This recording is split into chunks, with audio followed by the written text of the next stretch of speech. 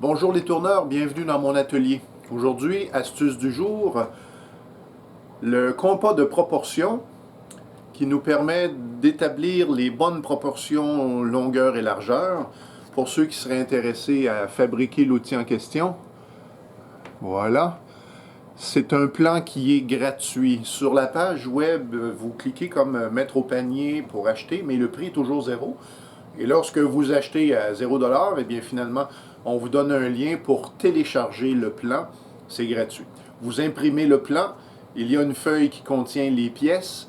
Première recommandation, les pièces sont à la bonne longueur.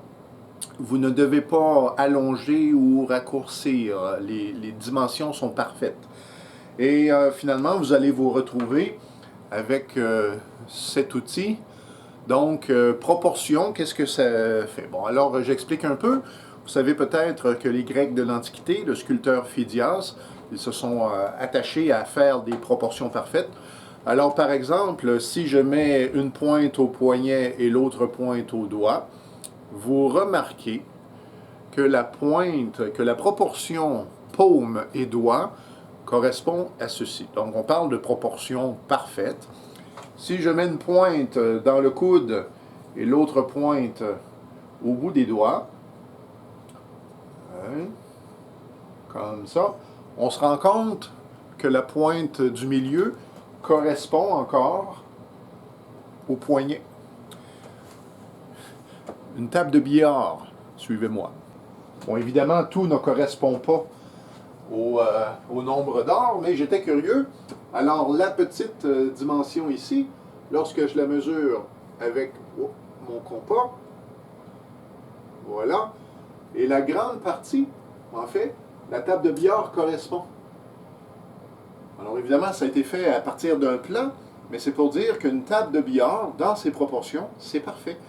Et donc, cet outil, si on pense à tourner un gobelet, une bouteille, quelque chose, eh bien, ça nous donne le manche et la coupe, et puis c'est vraiment bien.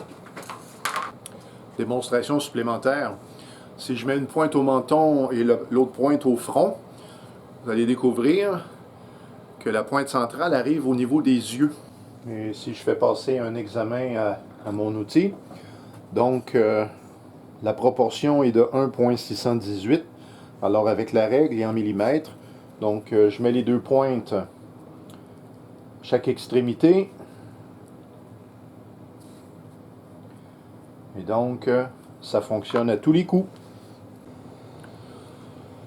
Donc, mes recommandations. Vous suivez les instructions à la lettre au détail.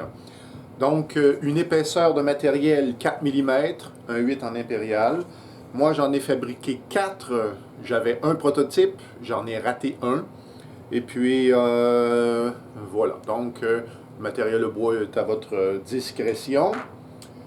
Vous découpez les pièces du plan. Je propose de coller avec de la colle à aérosol. Vous êtes minutieux, mais pas à l'extrême. Je vous montre où est-ce qu'il faut être minutieux.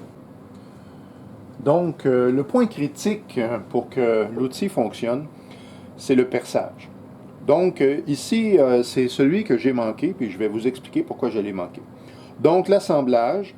Alors, on met les deux grandes pattes ensemble. On met la troisième patte. En fait, je recommence. Je devrais mettre quelques morceaux de ruban à tapis pour que l'assemblage tienne ensemble. Donc, je mets les deux grandes pattes ensemble du même côté. Je m'assure que les pointes sont ensemble. Ensuite de ça, je prends la grande patte. Même phénomène, je colle et je m'assure que tout est ensemble. C'est juste au doigt. Donc ici, ça va bien. Ici, c'est ensemble. Je colle.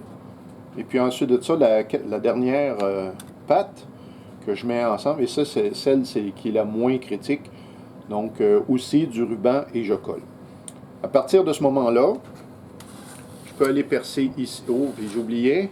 Je vous recommande d'identifier vos pièces. C'est le côté.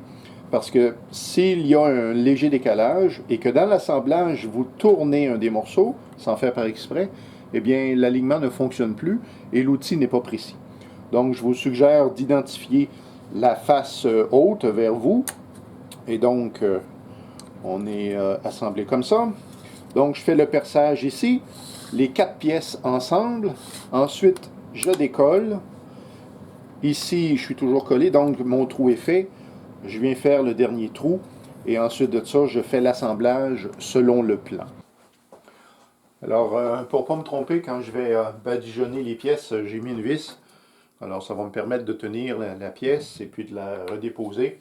Et puis, comme ça, mes pièces vont rester la face en l'air parce que après, j'aurai aucun moyen de les reconnaître. Donc, tourneur, voici 2 compas de proportion qui seront prêts à être utilisés dès que l'huile va avoir séché.